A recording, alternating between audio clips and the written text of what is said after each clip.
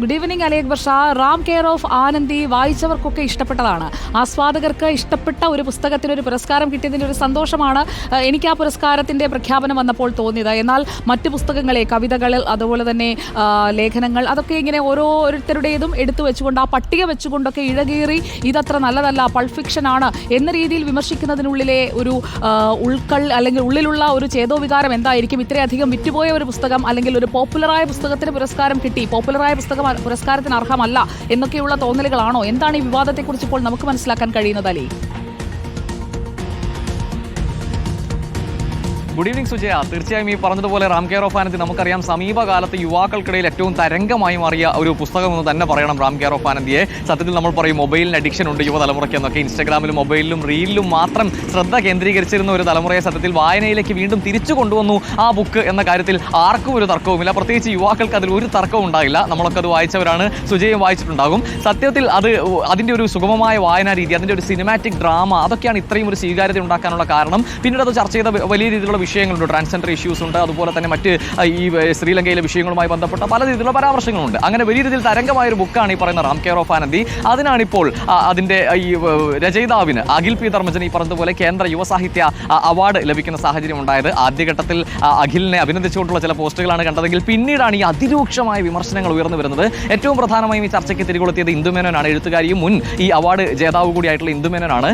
വിമർശനമാകാം, വ്യക്തിപരമായുള്ള വിമർശനങ്ങളാകാം, അതുപോലെ പുസ്തകത്തിനെതിരെ വിമർശനമാകാം. പക്ഷേ അതിൽ ഉപയോഗിച്ചിരിക്കുന്ന വാക്കുകളാണ് വലിയ പ്രശ്നമായി സത്യത്തിൽ ഇപ്പോൾ ചർച്ചയായിക്കൊണ്ടിരിക്കുന്നത്. അതാണ് അലി, ഈ ഒരു പുസ്തകത്തെ കേന്ദ്ര സാഹിത്യ അക്കാദമി ഒരു പുസ്തകത്തിന് പുരസ്കാരം നൽകുമ്പോൾ അതിൽ റാം എന്നുള്ള പേരുള്ളത് കൊണ്ട്, പക്ഷേ അതിനുള്ളിലെ കേന്ദ്ര കഥാപാത്രങ്ങളായി മാറി മറിഞ്ഞു പോകുന്നവരെ ആ പുസ്തകം വായിക്കുമ്പോൾ നമുക്ക് ശരിക്കും, നമ്മളിപ്പോൾ ഒരു ദൃശ്യമാധ്യമത്തിൽ ജോലി ചെയ്യുന്നവരായതുകൊണ്ട് തന്നെ അതിൻ്റെ ഒരു വിഷ്വലൈസേഷൻ ആയിരിക്കും ഓരോ വാചകത്തിലൂടെയും കടന്നു പോകുമ്പോൾ നമ്മുടെ മനസ്സിലേക്ക് വരിക. എന്നാൽ എല്ലാവർക്കും ഈ ഡിജിറ്റൽ കാലത്ത് നമുക്ക് അനുഭവിക്കാൻ കഴിയുന്ന, ദൃശ്യമായി നമ്മുടെ മനസ്സിലേക്ക് പെട്ടെന്ന് വരുന്ന വരികളുള്ള ഒരു പുസ്തകം, ആ രീതിയിലാണ് അത് അത്രയും ബെസ്റ്റ് സെല്ലറായി മാറുന്നത്. അത് ഇവർക്കൊന്നും എന്താണ് മനസ്സിലാകാത്തത്? ഇവർ മാത്രമേ എഴുത്തുകാരായിട്ടുള്ളൂ.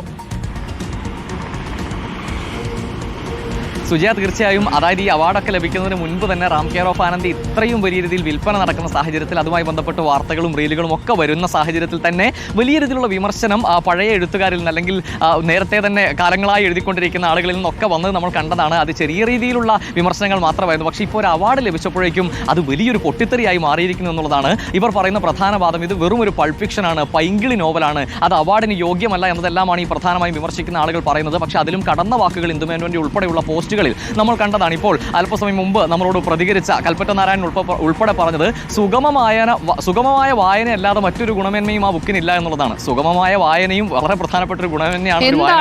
അങ്ങനെയൊക്കെ അദ്ദേഹത്തെ പോലെ ഒരു എഴുത്തുകാരൻ പറയാൻ പാടുണ്ടോ?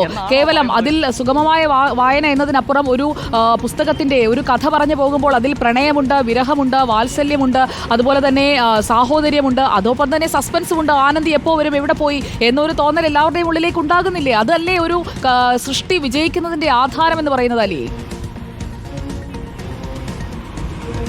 തീർച്ചയായും സുജാത്, ഇപ്പോൾ ഒരു സിനിമയായാലും ഒരു കഥയായാലും എല്ലാം ആളുകളെ പിടിച്ചിരുത്തുക, അതിൻ്റെ കാഴ്ചക്കാരനോ വായനക്കാരനോ അവരെ പിടിച്ചിരുത്തുക എന്നുള്ളത് തന്നെയാണ് ഒരു കലാസൃഷ്ടിയുടെ ഏറ്റവും പ്രധാനപ്പെട്ട ഗുണമേന്മ. അതെന്തായാലും അഖിലിൻ്റെ ബുക്കിനുണ്ട് എന്ന കാര്യത്തിൽ ആർക്കും തർക്കമില്ല. നമ്മളെല്ലാം അത് വായിച്ചതുമാണ്. ഈ പറഞ്ഞതുപോലെ അഖിലിന് വലിയൊരു വിസിബിലിറ്റിയിലേക്ക് ഈ ബുക്ക് എത്തിക്കുന്നു എന്ന ഘട്ടത്തിൽ തന്നെ ഈ വലിയ രീതിയിലുള്ള വിമർശനം ഇതിനെതിരെ വന്നിരുന്നു. അഖിലിൻ്റെ ഈ ബുക്കിനോടൊപ്പം തന്നെയാണ് നിമ്നയുടെ ബുക്ക് ഉൾപ്പെടെ വലിയ രീതിയിൽ ഈ അടുത്ത കാലത്ത് വലിയ ചർച്ചയാവുന്ന ഒരു സാഹചര്യം ഉണ്ടായത്. അപ്പോൾ ഈ എഴുത്തുകാർക്കെതിരെ, ഈ യുവ എഴുത്തുകാർക്കെതിരെ ഈ പഴയ എഴുത്തുകാർ, പരമ്പരാഗത എഴുത്തുകാർ വലിയ രീതിയിൽ വിമർശനം വരുന്നൊരു സാഹചര്യം ആ ഘട്ടം മുതൽക്കേ ഉണ്ടായിരുന്നു. സ്വാഭാവികമായും വിപണിയുടെ കാലമാണ്. എഴുത്തായാലും സിനിമയായാലും എല്ലാം അതിന് സാമ്പത്തിക നേട്ടവും വേണ്ടതാണ്.